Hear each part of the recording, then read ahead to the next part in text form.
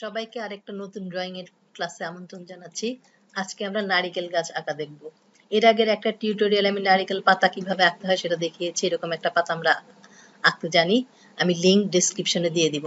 তো আজকে আমরা আঁকবো একটা নারিকেল গাছ। তো নারিকেল গাছ আঁকার জন্য আমি নারিকেল গাছে আমি কয়েকটা নারিকেল বা ডাব রাখবো। তো নারিকেল বা ডাব আঁকার জন্য ডাবটা হবে সবুজ টাইপের, আর নারিকেল হলে সেটা একটু ব্রাউন টাইপের হবে। তো আমি ডাবের জন্য এই কালারগুলো নিয়েছি। একটা ডাব প্রথমে এঁকে নিই, তারপর গাছটা আঁকবো। প্রথমে একটা সার্কেল আঁকবো।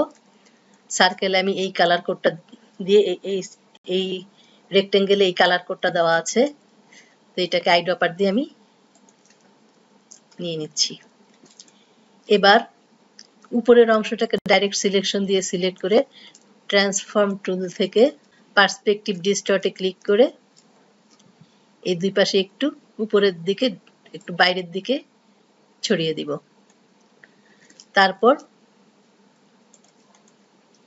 অ্যাঙ্কর টুলের সাহায্যে আমি এখানে নিচের দিকে একটু ইচ্ছা মতো, এটা যার যার ইচ্ছা মতো শেষে করে নিতে পারেন, এরকম একটা শেপ দিয়ে এটাকে একটা ডাবের মতো শেপ দিতে আমি চেষ্টা করেছি। এবার ডাবের মাঝখানের অংশ আঁকার জন্য আমি এই ডার্ক কালারটা নিয়ে নিলাম। তারপর একটা বৃত্ত আঁকবো।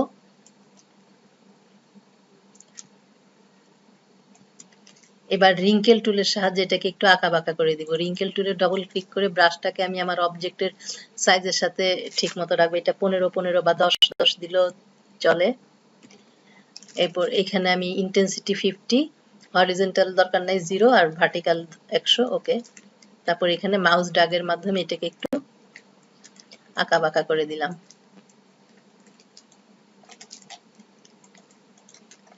এবার ডাবের মাঝখানে একটু সুন্দর দেখানোর জন্য আমি একটা এখন যেই কালারটা আছে বর্তমানে তার চেয়ে একটু গাঢ় একটা কালার নিব। ফিল কালার থাকবে, স্ট্রোক কালার নান করে।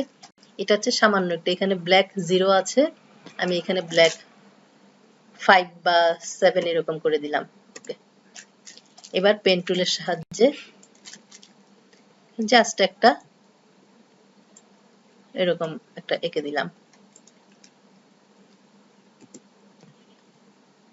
এই পাশেও আরেকটা করে দিব। আচ্ছা, আমার ডাব আঁকা কমপ্লিট হয়ে গেল। এখন আমি এটাকে একটা গ্রুপ করে ফেলবো। তারপর এটাকে কপি করে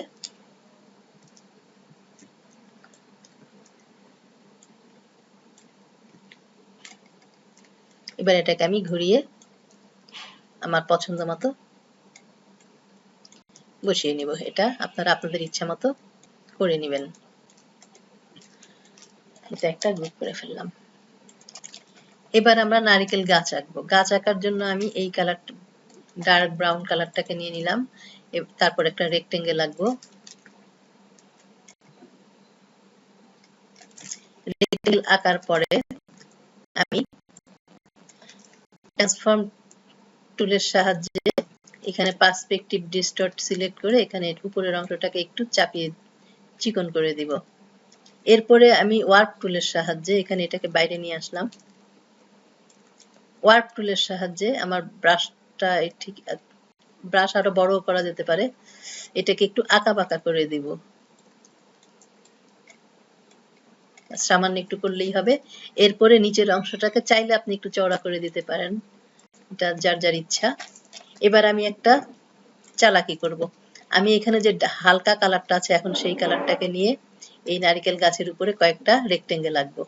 এটাকে আমি আজকে একটু ব্লেন্ড করব, কিন্তু আপনারা চাইলে এটাকে একটা একটা করেও আঁকতে পারেন। নিচের দিকে একটু চওড়া বেশি হবে, হাইট বেশি হবে, আর উপরের দিকের গুলো একটু চিকন হবে। এই দুইটাকে সিলেক্ট করার পর আমি ব্লেন্ড করে দিব। তাড়াতাড়ি করার জন্য আমি আজকে এই কাজটা করছি। ব্লেন্ডে স্টেপ দিয়ে দিলাম 6টা। Object, blend, make. এখন এখান থেকে এটাকে আমি প্রথমে এক্সপান্ড করব, তারপরে আনগ্রুপ করে দিব। আনগ্রুপ করার পর আপনারা চাইলে এতগুলো রাখতে পারেন বা একটু কমিয়ে এখানে গ্যাপগুলিকে একটু অ্যাডজাস্ট করে দিতে পারেন।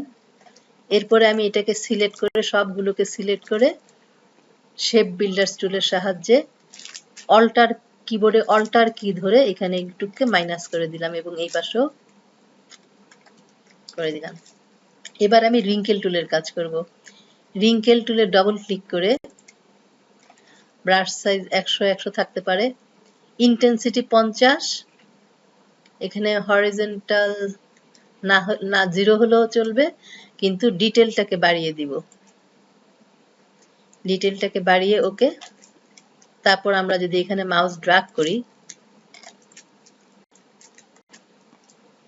তাহলে নারিকেল গাছের যেরকম একটা রুক্ষ একটা ভাব থাকে, রাফনেস থাকে, সেটা তৈরি হবে এভাবে। এবার সবগুলিকে আমি গ্রুপ করে ফেলবো। এবার যে আগে ব্রাশ আঁকা, আমার নারকেল পাতার যে ব্রাশ তৈরি করা আছে সেটা দিয়ে এখানে কয়েকটা পাতা এঁকে দিব।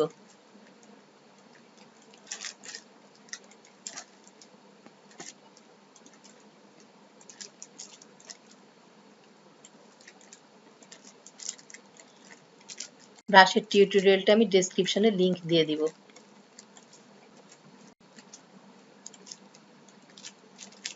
এখন আমি যে ডাবগুলি এঁকেছিলাম সেটাকে এনে এখানে বসিয়ে দিতে পারি। এটা পেছনে চলে গেছে, আমি ফ্রন্টে নিয়ে আসলাম। আপনারা যদি ডাবের পরিবর্তে নারিকেল আঁকতে চান তাহলে কালারটা চেঞ্জ করে দিলেই হবে। হয়ে গেল আমাদের নারিকেল গাছ, নারিকেল বা ডাব সহ।